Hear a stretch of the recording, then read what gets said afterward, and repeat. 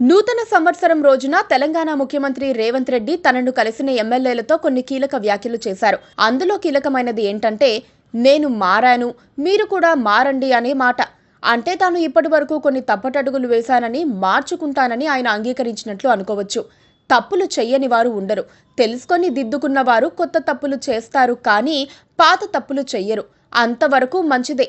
అయితే రేవంత్ కొత్తగా ఏ విషయాల్లో మారారన్నది మాత్రం పార్టీ శ్రేణులకు కూడా అర్థం కావటం లేదు. మంత్రులందరికీ తానే ఫోన్ చేసి శుభాకాంక్షలు తెలియజేశారని ఆ ఎమ్మెల్యేలకు చెప్పారు.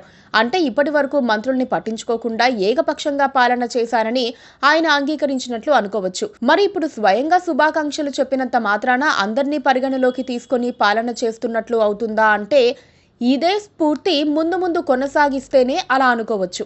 మంత్రులు ఎమ్మెల్యేల పనితీరుపై సర్వే రిపోర్టులు నా దగ్గర ఉన్నాయని, నా ప్రోగ్రెస్ రిపోర్టు కూడా తెప్పించారని రేవంత్ రెడ్డి ఎమ్మెల్యేలకు చెప్పారు. నిజంగా రేవంత్ రెడ్డి ఇలా తన పనితీరును తాను నిజంగా బేరీజు వేసుకునే ప్రయత్నం చేసి ఉంటే మాత్రం ఖచ్చితమైన మార్పు అనుకోవచ్చు.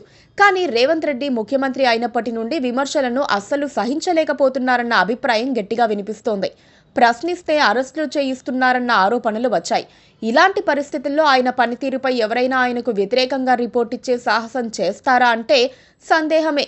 భజన పరుల నుంచి రిపోర్టులు తెప్పించుకొని తనను తాను భేష్ అనుకుంటే ప్రయోజనం ఉండదు. తప్పులు చెప్పే వారి నుంచి రిపోర్టు తెప్పించుకుంటేనే అసలు లోపాలు బయటపడతాయి.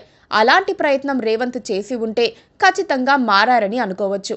ఏడాది పాలన అనుభవాలు వచ్చే 4 ఏళ్లు ఉపయోగపడతాయని, ఇకపై పార్టీ నాయకులకు ఎక్కువ సమయం కేటాయిస్తారని రేవంత్ హామీ ఇచ్చారు. అంటే ఏడాది కాలంలో పార్టీ నేతలకు కూడా పెద్దగా సమయం కేటాయించలేదని ఆయనే అంగీకరించారని అనుకోవచ్చు.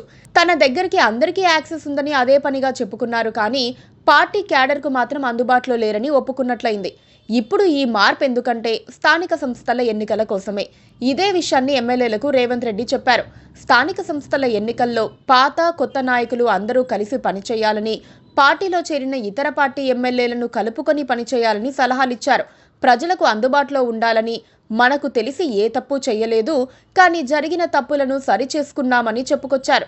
10 ఏళ్ల తర్వాత వచ్చిన అధికారం కారణంగా కాంగ్రెస్ నేతలంతా ఎవరికి వారు దారి తప్ప తమ దందాలు తాము చేసుకుంటున్నారన్న ఆరోపణలు వస్తున్నాయి. కొంతమంది అసలు ప్రజల్లోకి అందుబాటులో ఉండటం లేదంటున్నారు. ఇలాంటి సమయంలో మీరు కూడా మారండని ఎమ్మెల్యేలకు చెబుతున్నారు. తన దగ్గర రిపోర్టులు ఉన్నాయని అంటున్నారు. కాబట్టి ఆ రిపోర్టుల్ని చూపించి ఎవరెవరు ఎక్కడెక్కడ మారాలో చెప్పే ప్రయత్నం కూడా చేస్తే బాగుండేదని ఎమ్మెల్యేలు అనుకున్నారు. రాజకీయాల్లో మారాను అనే పదం ఊతపదంగా మారిపోయింది. రేవంత్ దాన్ని సీరియస్గా తీసుకున్నారా, సీరియస్గా మారారా అన్నది రానున్న రోజుల్లో తేలనుంది. Please subscribe to KTV Telugu. KTV Telugu. KTV Telugu channel.